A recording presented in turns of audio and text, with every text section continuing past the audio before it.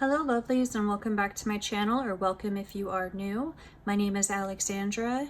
I go by the name of Sonoran Budgets here on YouTube. I am a 28-year-old living within the Sonoran Desert who recently started a zero-based cash envelope budgeting system as of this October 2022. I am still pretty new, so today will be the first video that I post with a budget with me type style. In this video, I will be going over my paycheck for November 18th, which is a week away. I do get paid on a bi-weekly basis, and right now I'm just sort of planning out where I want that money to go ahead of time. So when the date rolls around, I will be prepared and already know which envelopes to stuff. Before we get started, I'm going to go ahead and switch out and unstuff and restuff my weekly cash envelopes. So I do always carry the gas envelope as well as the groceries cash envelope. And since I do get paid on a bi-weekly budget, I also keep a week 2 envelope to kind of divide what I'm planning and allocating for these categories by 2. So since it is Friday, I've made it through week 1 already. I'm gonna take out my week 1 money. Oh my goodness, I cannot talk. So for gasoline, I actually did not have to fill up at all this week, which was amazing. I have $20, $30, and $35 left over in gas. And in groceries, I did have to use some of it, but not too much. I actually have 20, 21, 22, 23 left over, which I started with 50, so that is not bad. So I'm going to add this all together. I have 20, 40, 50, 55, 56, 57, 58. I'm not going to be stuffing this quite yet into my savings challenges. I will be keeping this in my wallet just in case I go over in any category for week 2. And what I'll do is I'll take out my week 2 money. Excuse me, I'm still getting over the whatever sickness I had last week. So my throat is a little dry and itchy right now. And I actually did not bring any water over here, which is a real bummer. But I did plan for $50 a week for groceries and $40 for my week 2 for gas. So I'm gonna do 20, 40 for gas, and 20, 40, 50 for my groceries. So I will now restuff these envelopes with the money that I have sort of rations for week 2. So I'm going to try to stay within this goal so that I still have my leftover money to go to savings challenges. So then my $40 will go in my gas envelope.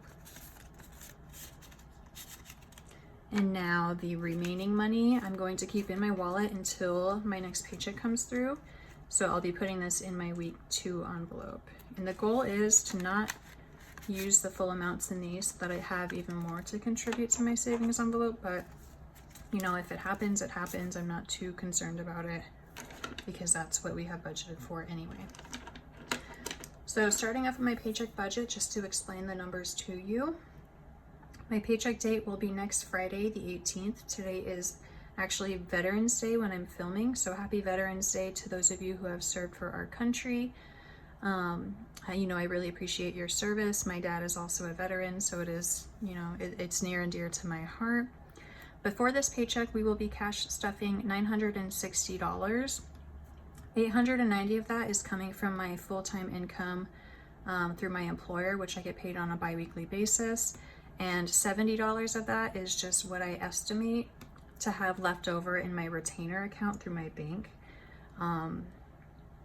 So to just explain that a little bit more, each paycheck, I always leave $100 in my bank account for things that come through automatically or for smaller purchases, such as when I need to do laundry.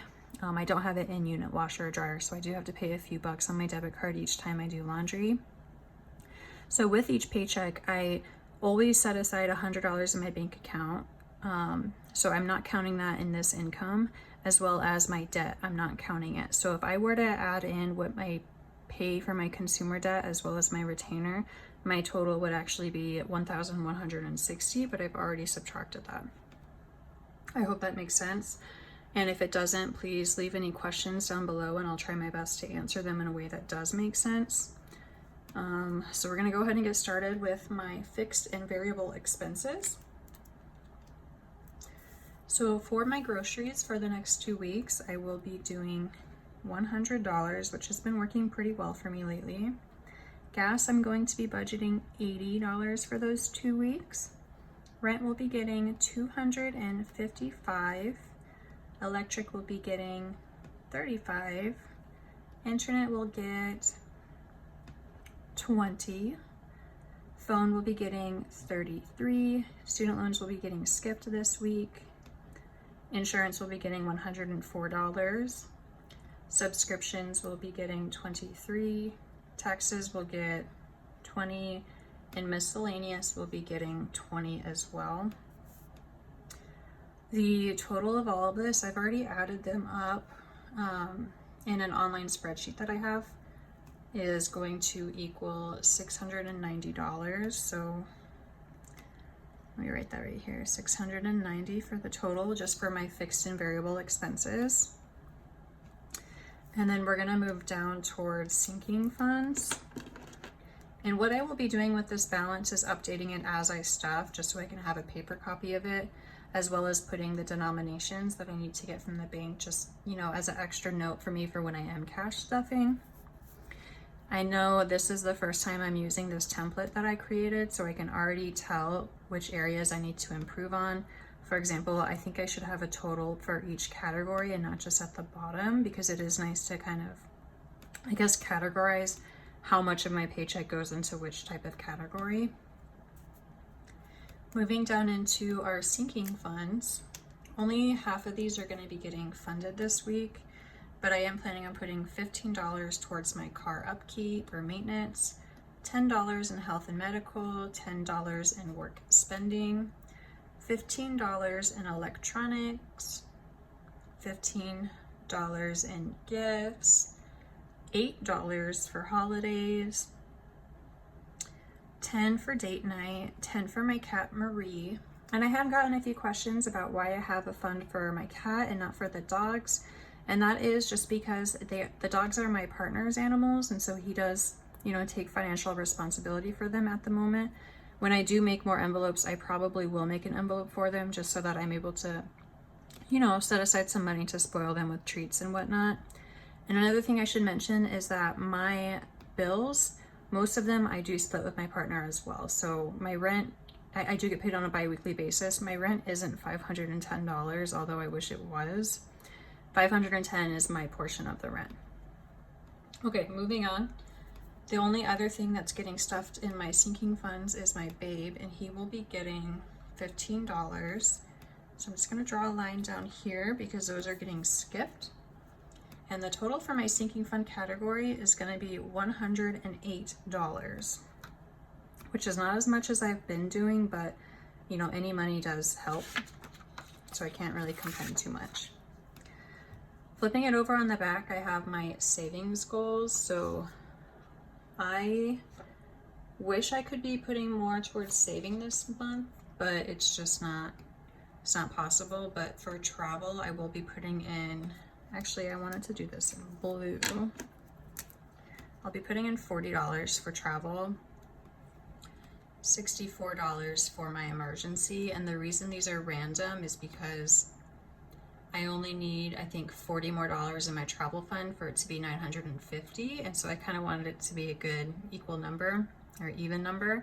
And then my emergency dollars is only my emergency fund is only $64 short of being $1,500. So I'm putting that, wow, I cannot talk today. I'm putting that amount in so that I can use prop bills and take out all of the actual cash that I have just to keep it a little bit more safe. Moving is going to be getting $20, and that is it for my savings goals for the big categories, which ends up equaling $124. And then for my savings challenges, I will be putting in $10 towards my Amazon Prime, as well as $28 towards my Save Your Age, which is a total of $38. Overall, the whole total of this is going to be $162 for my savings category. So if you add up the 162 plus the 690 plus the 108, it is the total of $690. So this is the plan of what I'm working with for next week. It may change kind of depending on as my needs change, but I think that this is going to be what we're going to go with.